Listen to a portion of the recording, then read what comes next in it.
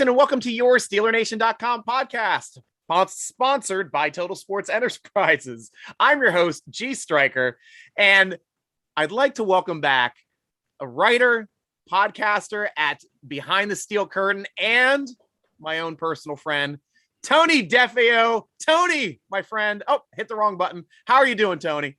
I am doing great, Stryker. It's good to be with you. We go back a long ways. I know. Playing volleyball back in 2007. And you were really supportive of our team. Like, this guy doesn't even know us. And you were like cheering us on. It was great. And here we are 14 years later. I know, still doing what we love. And that was before you joined their team out there. Cause I remember being so excited for you when you started becoming a writer for Behind the Steel Curtain. And then that was before I was writing for Steeler Nation. So really, really fun stuff to be able to, talking about Steelers, both as friends and now as colleagues. Yeah, you guys do a great job over here. I love your podcast. I love your articles. And I was listening to you a couple years ago. You were talking to, who was I always forget his name. The backup quarterback that was from Pittsburgh that he broke his finger, and he does PFF.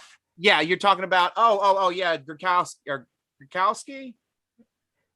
Yeah. I was Gradkowski. Yeah. I was listening to you on the way home from work, and I was like, I forgot it was you. It was so professional. I'm like, it was a great conversation. Oh, he's brilliant too. It was really neat to hear a guy that tracks every single throw in the NFL and then talk to him about it. I know, that's crazy. Amazing. And being a former pro quarterback himself, he really knows what he's looking at. He understands that thing.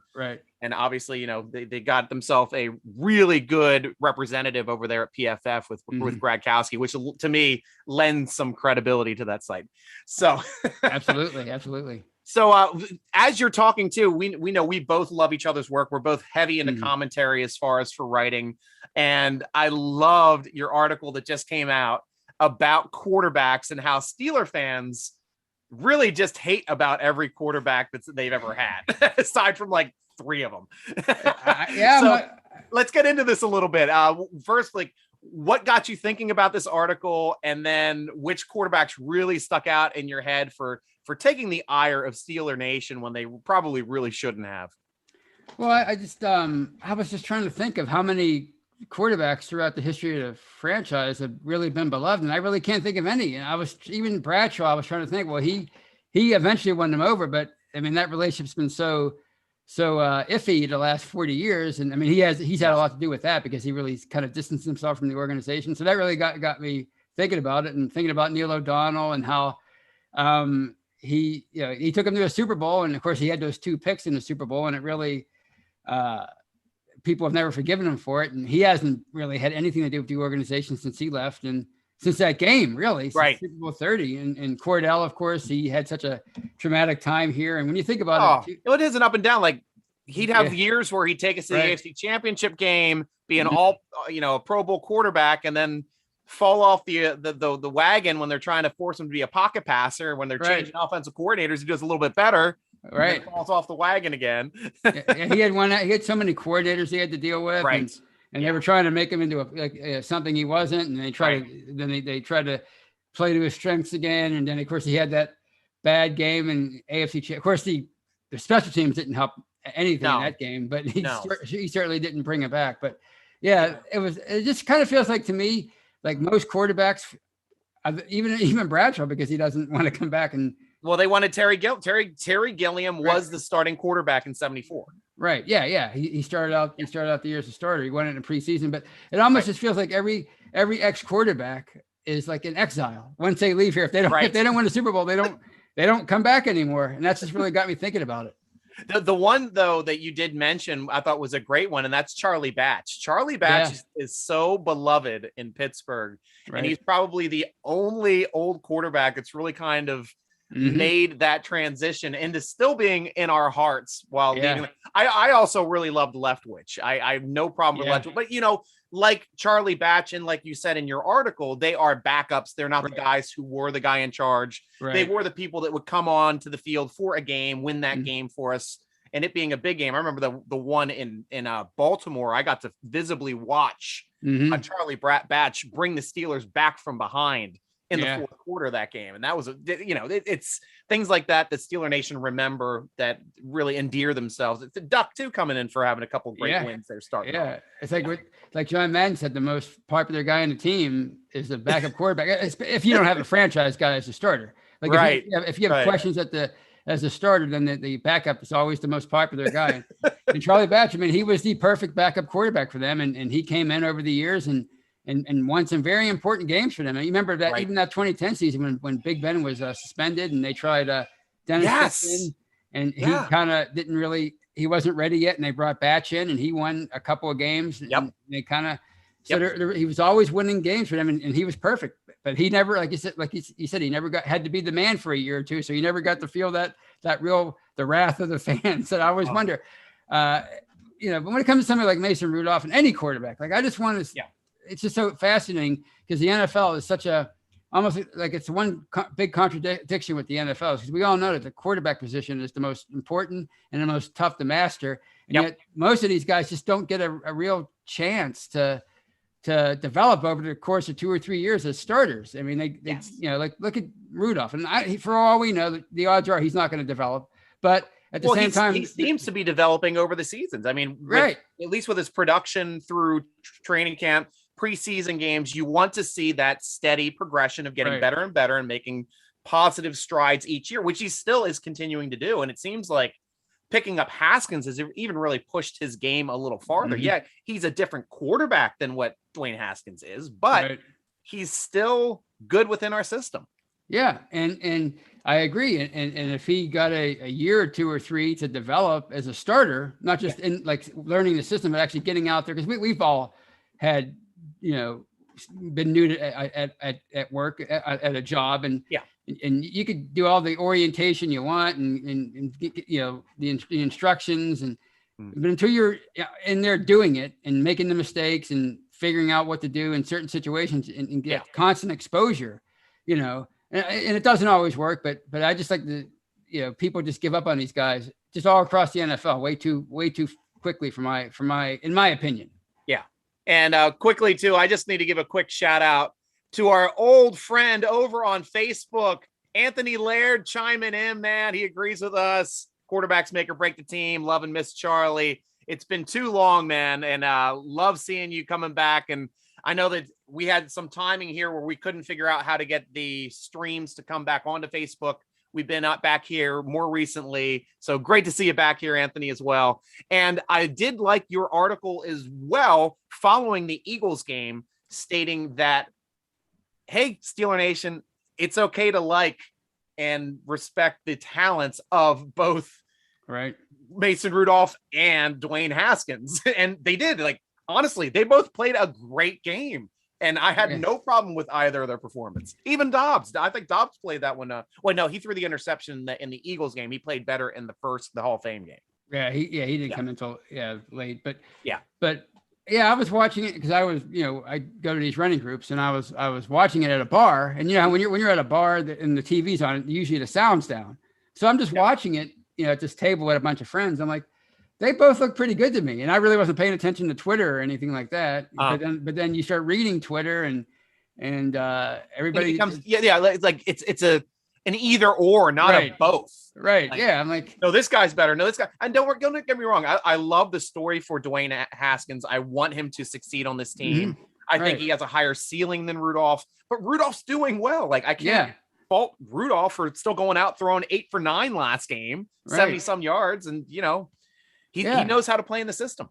Exactly. Yeah. He looked, and I think it was, and I'm excited about Dwayne Haskins too. That what a story that would be, a former first-round pick, and you kind of pick him up off the half. And there's another example of somebody who the coaches in Washington kind of gave up on him. And he had some off the field stuff, but he, the thing he got in trouble for with the strip club or whatever, partying. How many young football players and professional athletes in general do that stuff? So I'm not that worried about that, but there's a guy that they kind of gave up on after 2 years, and now he's here. Yeah. So that's a very intriguing story. And, I'm like, when I watched him last week, saw him, like, he really looked like, you could see the pedigree there. You could see why he was a former first round pick. Right. And he looked so comfortable in the pocket and moving around in the pocket and some of the throws he made. I'm really excited about him. But at the same time, I mean, Mason Rudolph looked pretty decent too. Pretty good. Yeah. And this system, and that's the great thing about Matt Canada, because they are both arguably different styles of quarterback. Haskins is a little bit more elusive in the pocket.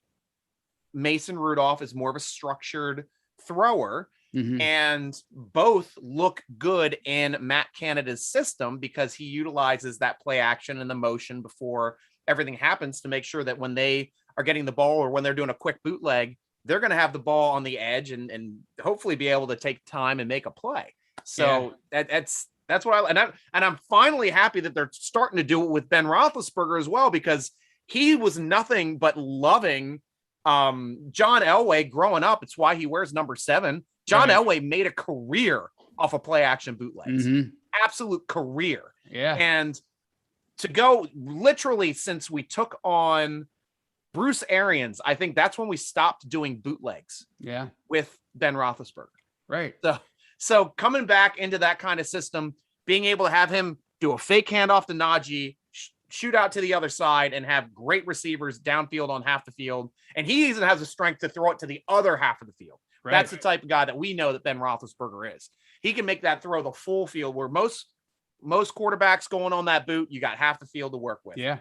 Yeah. Well, he's right. And that's like Elway. Elway was the same way. He'd throw it all the way across 60 yards downfield on the opposite side, which is like an 80-yard pass in the air. It's like insane how he was just such an extraordinary talent. I was such a big John Elway fan growing up. He was one of my favorites. Me too. As a kid. And you're right, Ben. He's never been shy about throwing those kind of passes. So, it's going to be interesting to see what he does in that system. And you're hearing things out of camp about him taking more and more snaps under center, which is exciting and encouraging, because if he's doing it in practice, he's probably going to want to do it in the game. And you just hope that it stays that way, because you know how he's 39 years old. He's seen everything there is to see in the NFL. Yeah. If things start to kind of break down during the course of the year for one reason or another with that offense, is he going to go back to the old Ben of the last, of the Bruce Arians era, that, sort of quarterback, and want to, run everything out of the shotgun? But if they stay with it and stay disciplined, it's going to be interesting to see what kind of results they get with him back under center for, more often. And as you said, doing the play action and bootlegs and everything else, and scrambling when we're, right and left. Yeah. So he's just a exceptional talent. So he should have no problem adapting to that.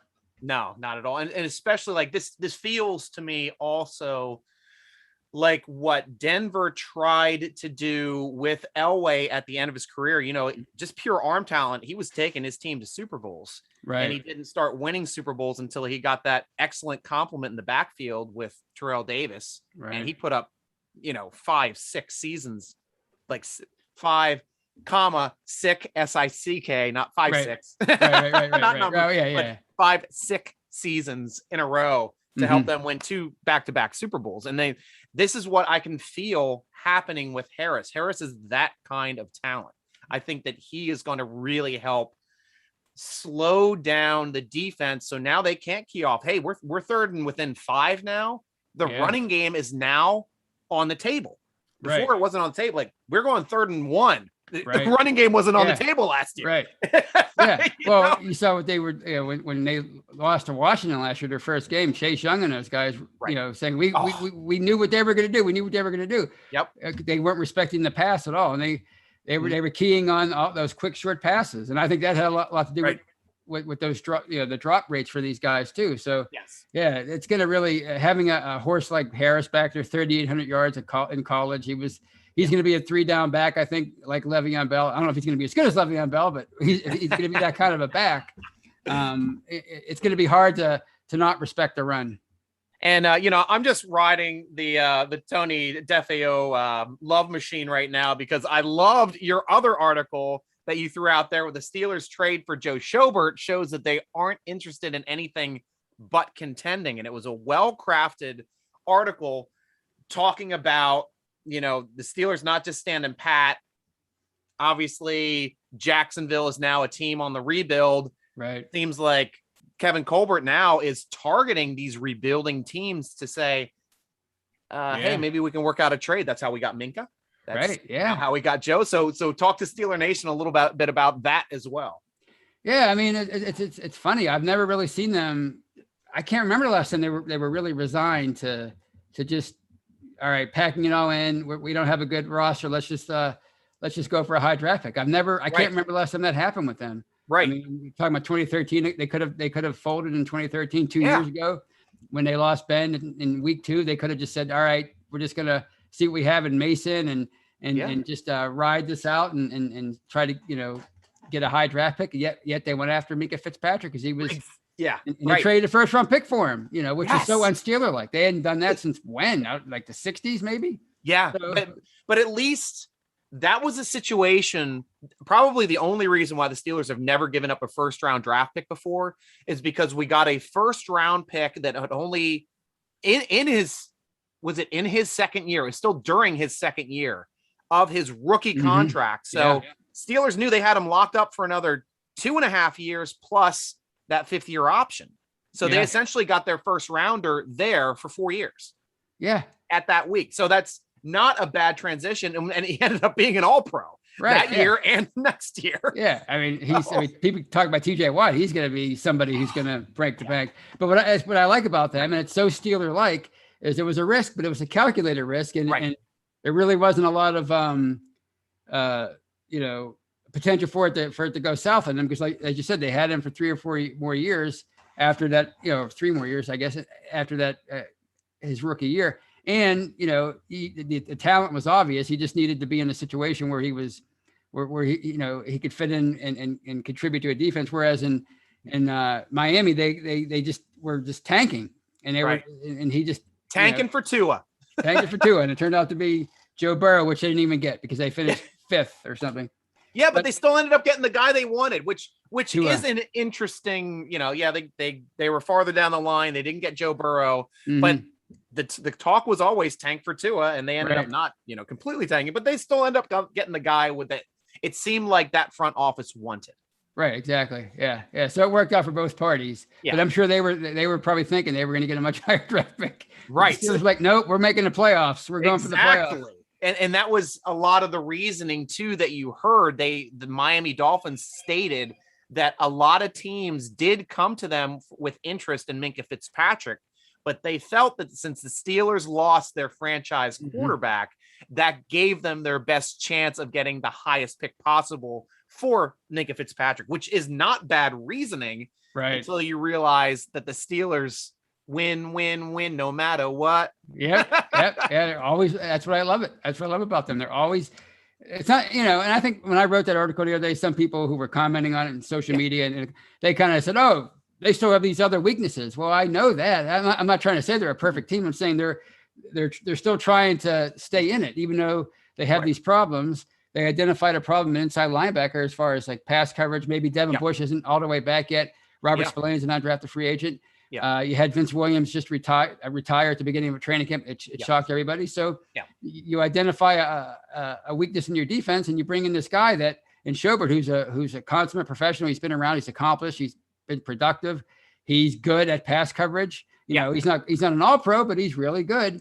And it's another move that, he has a big contract. He's $50 million contract. But, from what I understand by going over like Spot Rack, researching that site, they can get out of it next year with minimal cap hit. So like say if Buddy Johnson really comes on in his rookie year and he shows them that he has the potential to be a starter in years to come, or even if a Spillane takes a leap and becomes a better player, then you can move on. He was making some plays for us last year. I thought he was a splash playmaker on the field when he started filling in for Bush before he got hurt. Yeah. He showed a lot of, like, he was a much better athlete than I think people thought. I mean, he was much better in pass coverage. People think of him because as a thumper because of that Derrick Henry, which was extraordinary, but he seemed to be a better athlete. He was obviously younger than Vince Williams and a better athlete than people thought. And he showed a lot of potential, and then he got hurt and he's somebody that will benefit if he's surrounded by all these all-pro, because he's out there with basically no Cam Hayward, no Tuitt, no Minka, no TJ Watt. So if you put him in there where he doesn't have to, where he has all these other guys doing the heavy lifting, then, he'll also be a good player, a much better player. He'll be able to concentrate on what he does best instead of trying to, maybe overextend himself. And that is perfect. That's exactly what I said when I did a quick inside slant, which is what I do on Instagram and the across the networks here too, Twitter, Facebook, YouTube.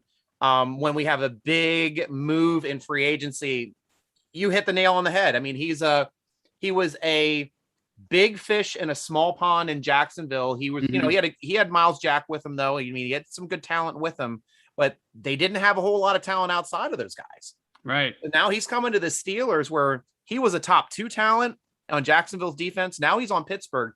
He's what, maybe the 7th? Yeah. Guy out there. Right. I mean, you got talent, like you said, Tuitt and Hayward ahead of him, right. Hayden and Fitzpatrick behind him, and he's playing on a line with Bush and Watt. Right. It sounds like Highsmith is like insane this season. Plus, you got Ingram as a backup. Right. Yeah. Defense is looking sicker and sicker on paper as we approach the regular season, and still we're still talking about, we can still talk about what the, our weaknesses are on defense. And we still know it's obviously losing Hayden. Right. Is now the biggest question mark because you threw a question mark at both the outside corner and the slot corner position. You're going to have one locked up no matter what, no matter where Sutton decides to play or where they decide to play Sutton. But it did sound today, last day of camp that was open for spring training, Sutton played some slot today. Yeah. And I think that's the first time that they brought him back down in the slot. So a lot of chatter here is maybe Pierre gets that other edge. Yeah. And they can still move Sutton around. I mean, Sutton was obviously, you go back to safety on the dime. They kind of throw him everywhere. And I'm sure they're going to bring Brooks in to come in and bang on certain plays too.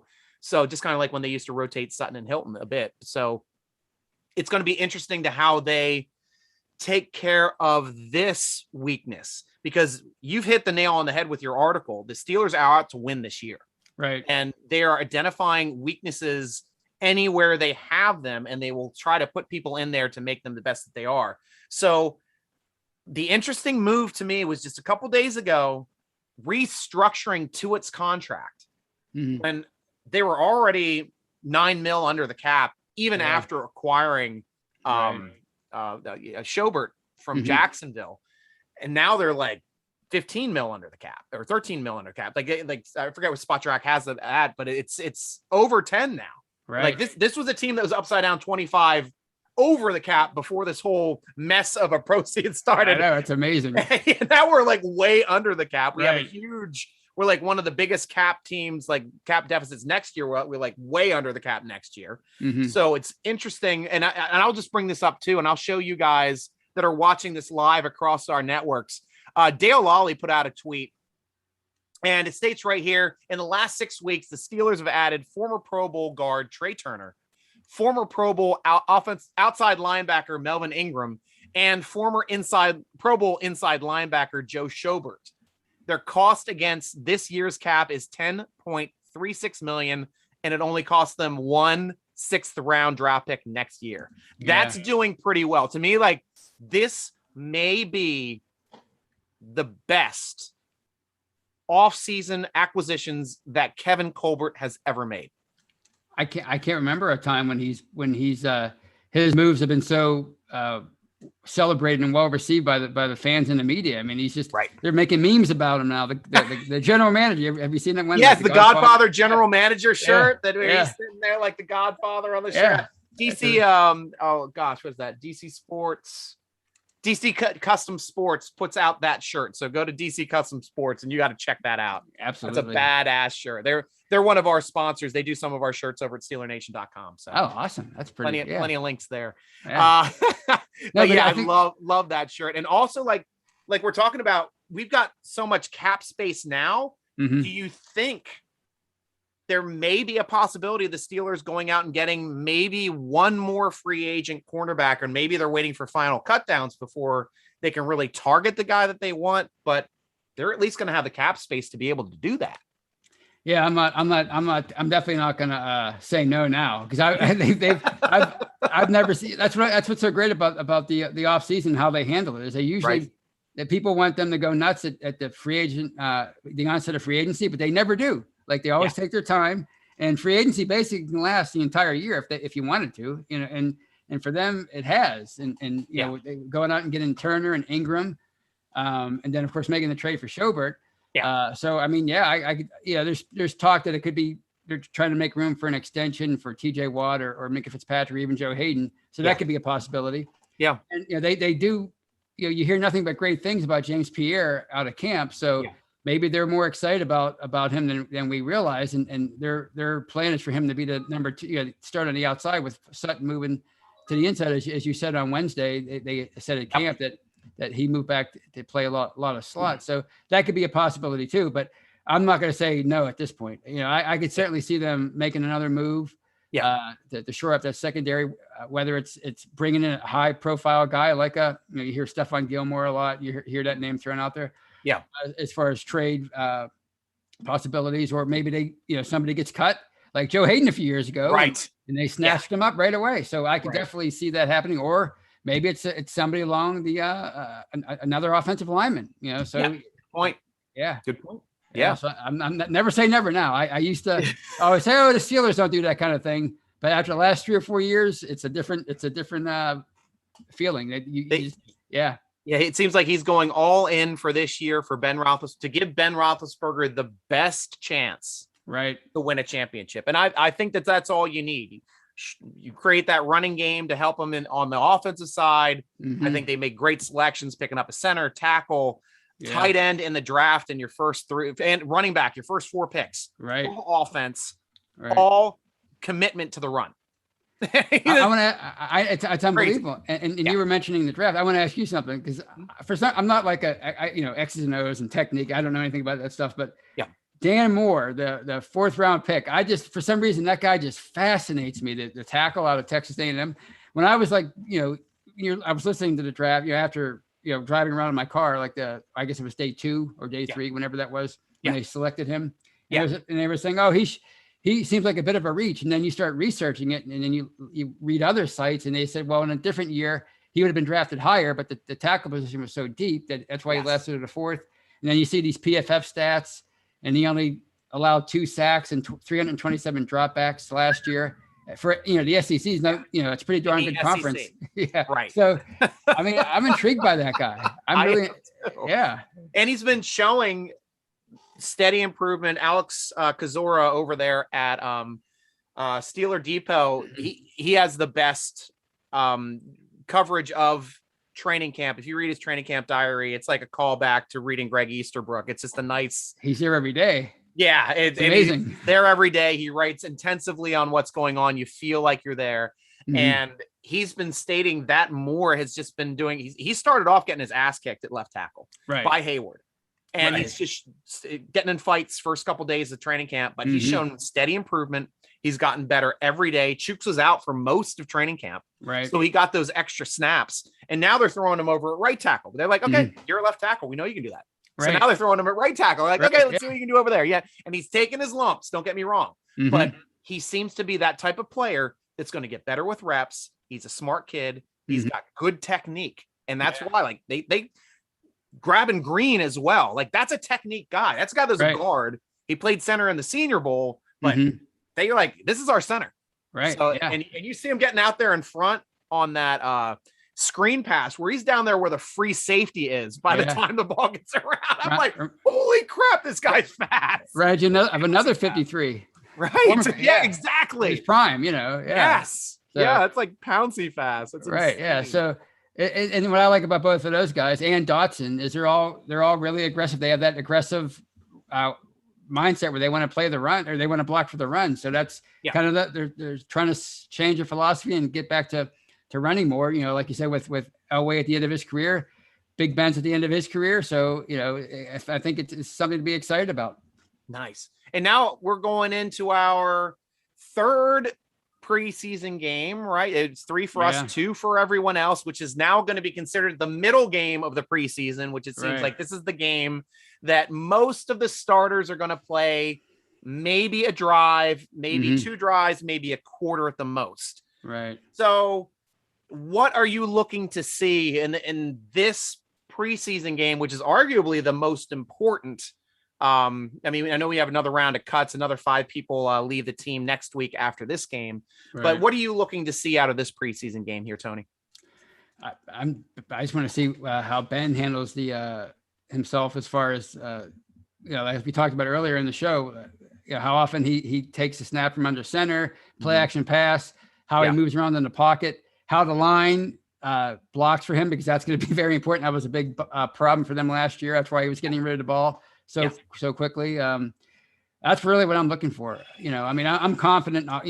Cam Hayward, we all know what Cam Hayward can do and to it. And I mean, TJ Watt's probably not going to play because he's really, I don't think he's going to play, is he? But the hold in, the hold, yep. The hold. So he's probably not going to play. But I called it a soft holdout. Yeah, I think Chris Carter corrected me calling it a hold in. Hold in, yeah. I like that. I like that. So but you know what those guys can do, and Hayden and Minka, and so I'm not really worried about the defense. I think that's that they're just so much talent there.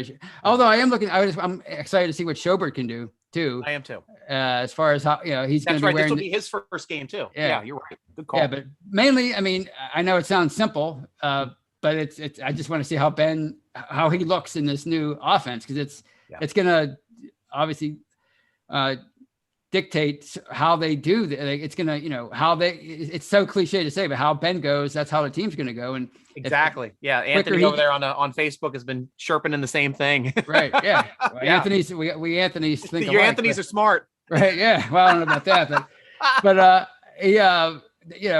the quicker he falls in love with this and embraces this offense and doesn't have to think about things like the better they're going to be. So I'm really anxious to see that. Yeah. And Steeler Nation, get in your questions here. Probably the last chance to get in questions for Tony and myself. We'll get to them easier in a second. As far as for what I want to see in this last game, it's probably going to be a game where we're not going to see Dobbs. I think we're going to see a heavy amount of Big Ben, a heavy amount of Rudolph, and a heavy amount of Haskins. I think they're going to split the other 3/4 of the game. Mm-hmm. Ben's probably only going to play that first quarter, like we're saying. Right. And unless they choose to 4/4 it up and put Dobbs in that fourth quarter, have everybody play a quarter, but I just don't foresee that coming up this week. But I'm still interested to see the progression of Rudolph now playing with the twos, because in the last couple preseason games, Haskins has been playing with the twos. Right. I think that offensive line has been destroying people, that second string offensive line. Though it seems like Green will now be playing with the ones. So Hassenauer did a great job. That's right. Green did play with the ones last time too, but Dodson was with the twos that time. He'll be with the ones this time. So, but it'll be interesting to see how they do in front of other lines, because now you're knocking Haskins down to the threes. And then if Dobbs plays, he'd be playing with the fours. So it'll be interesting to see, kind of how they react with a little bit of different personnel to see how successful they are. And then of course on defense, and you've got a lot of guys trying to make this team. I think we're 6 deep right now at outside linebacker. Yeah. You've got, Marsh has been picking up his game. It looks like, I thought that this guy was just going to be a load of they drafted Roche to get rid of Marsh. Mm-hmm. Roche's doing well. Yeah. And then you got Jones coming in from out of nowhere. Right. Forcing snaps, getting pushed up the board. He's ahead of Roche now in the snaps in practice. So because they just see him keep making plays and keep elevating his position within the defenses when they practice against the offense. So it's going to be interesting to see who they decide to keep, because it's going to be a tough decision no matter how you slice it. And the defensive line is the same way. You got, Bugs, you got Davis, you got Loudermilk, and you have Mondu going to be fighting for, seems like 4 guys fighting for maybe 2 spots, maybe 3 if they push it for an extra position. But that's that's super depth. Oh, and I was at camp last Monday, and I didn't know his number. I'm like, this number 92 looks pretty physical and dominant. And then I looked him up on my phone, like, holy cow, that's Loudermilk. That's the draft pick that everybody panned. Yeah, right.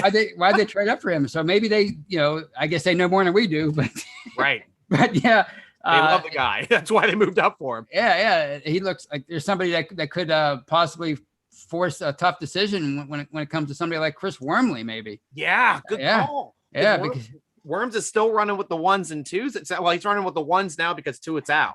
Right. But you're right. That might be a cap cut. Yeah. At that point, because he's a lot cheaper than Wormley at that point. Might give him more upside. They love their depth. They love their youth. They love their youth last year when Colbert was saying, like, we're not going to say who we like because we like too many of these guys. Right. Yeah. And they were right. They ended up throwing 3 of the guys on, like Davis, Bugs, and Mondu ended up making the roster last year. Mondu ended up playing some fullback last year as well as kick coverage. Oh, that's right. I forgot about that. Big 99 out there on kick coverage. That's right. Wow. I mean, I guess it's kind of like, they're on a roll. People talk about receivers and everything with this team. Right. But they're kind of on a roll with their defensive line too over the last 7, 8, 9 years. They've been really hitting the draft picks and developing lower round picks and undrafted free agents. So that's another area of their team where they're really they really seem to always find the right kind of combination. Yeah, that's definitely it. Well, and now we're at the point, Steeler Nation, where we start taking questions from Steeler Nation. Last chance to chime in. Usually we go over to SteelerNation.com at the football forum. We will start there first, as we always do every week with the questions before we come back to Twitter, Instagram, and Facebook.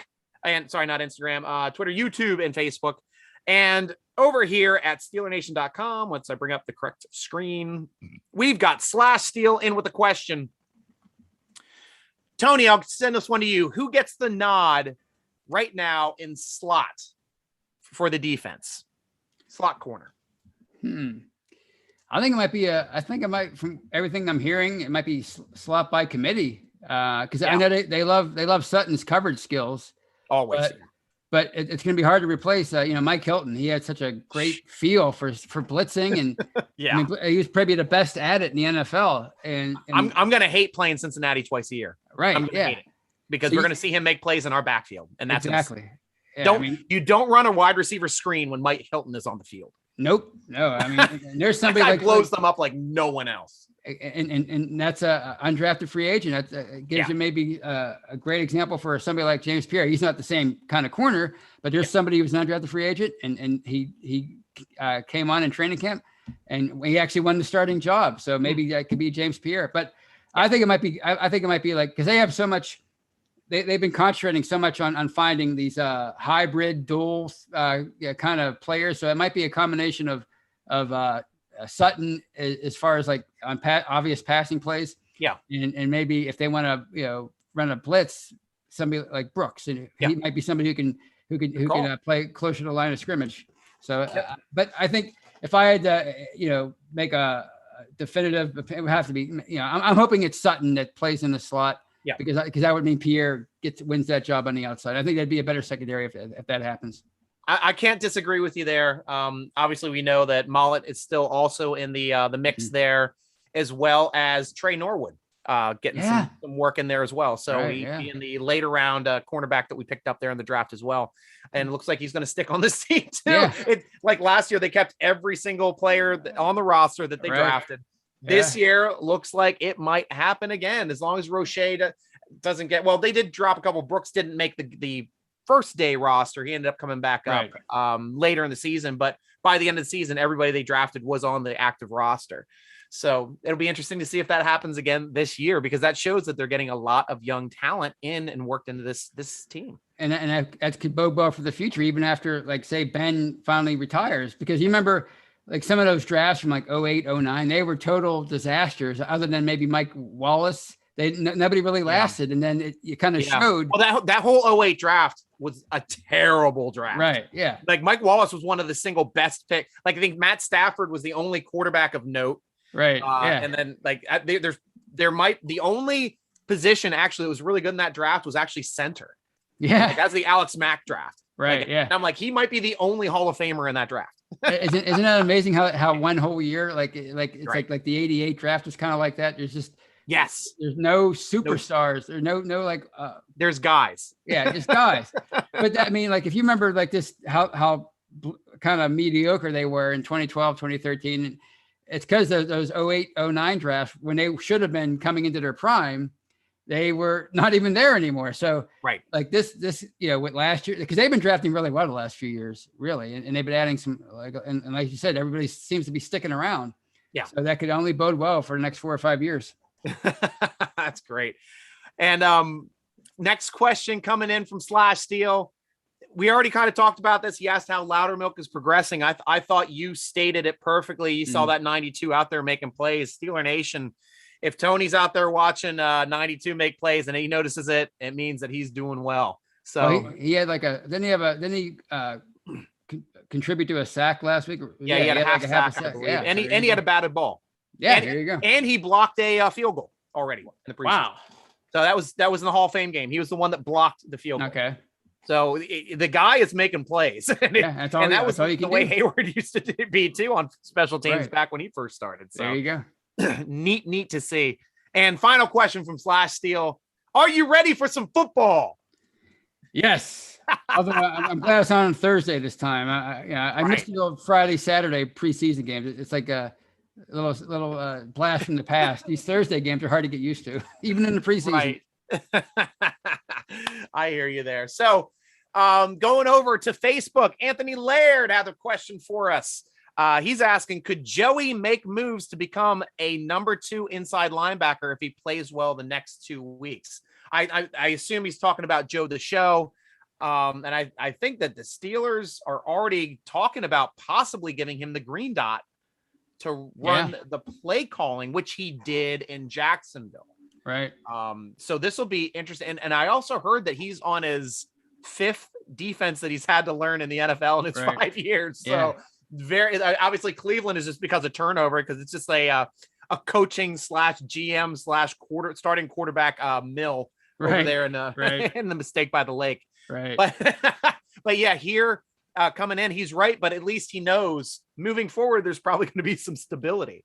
Yeah. If he's the Steelers are they're the picture of stability. So him coming here and if they're already talking about giving him the green dot, that just shows you that there's nothing you can throw at this guy. He's not going to be able to grasp right away. And as you said, he's been in just about every defensive system there is. So I think it's good. It'd be good for Devin Bush. I mean, people forget he's barely played more than a year, more than a season.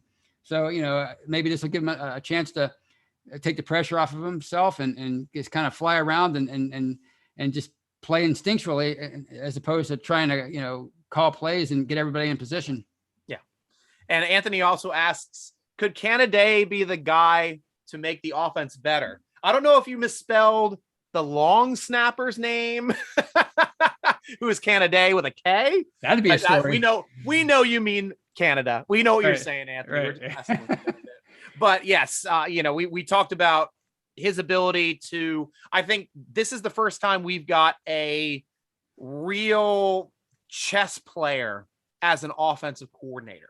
Right. We've got a guy that is shown in college he can go into any system and make that system better. Right. Whether they have a pocket passer, whether they have a rushing attack, whether they have a mobile quarterback, every situation he's gone into when he became the offensive coordinator, Pitt, Maryland, etc. He's made those offenses better for the years he was there. And I think, obviously with the pre-snap, it's going to really create a difficulty for defenses to key on to what we're doing pre-snap now. Because before they're like, oh, Ben's going to drop back and pass. Everybody take the shorts. Yeah. Now it's going to be like, what the fuck are they doing? This guy's coming on a jet sweep. This guy, they're going to hand it off on the jet guy. They're going to fake and give it to the up guy. This guy, now he did a bootleg. What the hell's going on? Yeah. I mean, you have to, that's the thing with that. You went from Haley to Fichtner and Ben loved the one guy and he couldn't stand the other guy, but it was essentially the same system for almost a decade that they were running. Yeah. Well, at least Arians was like, okay, you can get your butt kicked. You can hold the ball back there as much as you want. Just throw that mid to long range pass all the time. Right. And screw the check down, screw short passing. Everyone, they need to have some check downs. Like, okay, you're going to block and then you might release and then you might hit that guy after the release. Right. That was the Arian system. And then Haley's like, ball out quick, out quick. We don't want you to die. Ball out quick, out quick. Bubble screen. Let's go. That was the tweak coordinator. Right. Yeah. So now we have a guy that's going to be like, okay, we're going to do all this crap pre-snap. So you don't know if we're going short. You don't know if we're going long, if we're going mid, or if we're handing it off. And you don't know who we're handing it off to. Right, exactly. That's Matt Canada's offense. Yeah, unpredictability. That's the key. Yeah, right. That's what he's going to bring to the table. Yeah, and we're going to see moving forward too. I think not only is he going to make Ben Roethlisberger a better quarterback within the system, but moving forward, once we move away from Ben Roethlisberger and we start the era after Ben Roethlisberger, he's going to create comfortability, a comfortable atmosphere on offense for whoever is going to be our quarterback. Exactly, and that's the important part. That's what makes a good coach, is somebody who can adapt to any style, any talent, any talent level, and try to get the best out of his abilities. Right. Tony, I can have you on the show anytime, man. Oh man, this is so great. It's like two dudes just talking in a bar. This is fun. Right? This is what we used to do at the parties anyway when we'd hang out. Yeah, we just hang out and talk Steelers, right? Hang out, talk Penguins. I still tell people this story all the time. The Lima Swede. We were at Dishes party. And you were like, I will never forget it. You're like, we got Lima Swede in the second round. And I would never forget the look on your face. And to me, that's a great I guess cautionary tale about some people that just get too high and too low about draft picks, and you just never know how it's going to pan out. Right. I remember that story. Because at least I was right. Lima Swede could get open. Nobody could cover Lima Swede deep. The problem was this guy couldn't catch COVID in Wuhan. Exactly. Who could have predicted? He had mitts for hands. Exactly. And I think once he dropped that pass in the AFC Championship game, that was it. That messed with his head, but he was a talent. Yeah, he was a find, and I'll never forget that day. That was a great night. One of my favorite parties ever. It was fun. Oh, that's great. Now, Tony, please tell Steeler Nation how to follow you on social media. What are your handles? Well, my Twitter account is DeFeo Man. My last name, Man. I don't know how I came up with that, but I've had it for over a decade. That's how you can find me. And of course, I'm on Behind the Steel Curtain. Yep. I write several articles a week. Have a couple of podcasts on there you can check out if you want. And that's pretty much it. Yeah, I'm on Facebook. It's my full name on Facebook. But that's about it. Yeah, and then you can find my email on there. I think my email's on there too on my Twitter account. So I mean, I'm pretty easy to find. I have I'm open. I'm open on Facebook. I'm open on Twitter. I don't have any private accounts, so I'm pretty accessible. Nice. And guys, go over to behindthesteelcurtain.com. You've got to read his stuff. I mean, he's not just putting out day-to-day articles. He's putting out thoughtful pieces. He's an excellent commentary author. So please go to Steeler Nation, because he's one of my favorites. Not just because I know the guy, but I love reading commentary. I know day-to-day is like, I get that on Twitter. I get all the day-to-day stuff real quick now. So when I want real good pieces that I want to sink my teeth into, I go check out Tony DeFeo. Oh, my head's getting bigger. Woo. Thank you, man. And I love your work too. Like I said, the stuff you guys are doing, it sounds so good. And you're getting all these guests on there. Who'd you have on a couple weeks ago? Was it we had Riddick on Louis Riddick on the show. Louis a couple Riddick, weeks ago. Yeah. Wow. And he's like, what? Did he play for Pitt? Yes, he did. Yep. Yeah, that's amazing. Good for you, man. That's awesome. And he's brilliant. Like, a guy that's been a director of pro personnel for two NFL teams and just been killing it at ESPN and Monday Night Football. The smartest football mind I've ever had the pleasure of being able to talk to. That's awesome. And just everything. And we geek back and forth, because like we'll chat and we'll text back and forth about Haskins, because we're both like really into like just watching the progression of Haskins. We love his upside. We love his ability. So it's fun to be able to create some friendships with some guys that you, I mean, it's just like this. Like, we love talking football, and that's what we all love to do, even in this industry. It's just like he's a Pittsburgh guy. He loves Steeler football. That's and so he's high on Haskins too. That's good to know. If he knows the stuff. That's exciting. And this has been one of my more one of my favorite preseasons in a while, because of all these young guys and this backup quarterback battle. And who, one of these guys can wind up being the guy for the next 10 years. You just never know. It's so exciting. Nice. Hey, thank you so much, Tony. You don't have to stick around for the rest of the bugs and everything and the rest of my promotion sign offs here, but thank you so much, brother. I'll be talking to you soon. I'll be having you on the show soon. All right, man. It was a blast. I can't wait to talk to you again. You have a great night. Awesome. You too, bro. All right. Bye-bye. Take care. All right, Steeler Nation, go to tseshop.com to check out our sponsor, Total Sports Enterprises. Anthony, thank you so much too. Anthony Laird over there for the shout out. Steeler Nation is the best. cheers, man. I'm pretty partial to that too. I've been growing up with them and been with them since 2005 on their forums, but been writing and stuff since 2016 and obviously running the podcast since 17.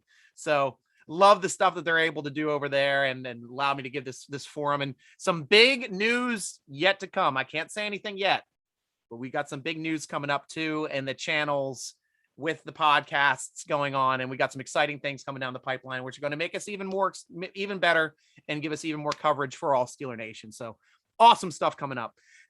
Read our great articles. Come over to SteelerNation.com and check those out. Tweet us at Steeler Nation. Instagram us at SteelerNation.com. Facebook at SteelerNation.com. Follow us, the podcast on Twitter at _SN Podcast, and follow me at SN Striker. Striker spelled with a Y. I'm also doing a promotion on Twitter.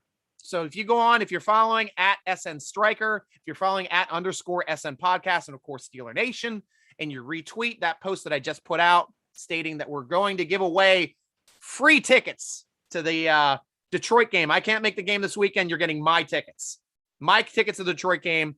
Go ahead and do that. Follow me, follow the podcast, retweet it, and you will have a chance to win the tickets. We're going to give them away tomorrow night at 8:00. So good luck, Steeler Nation. Like to see you at the game. Enjoy my seats.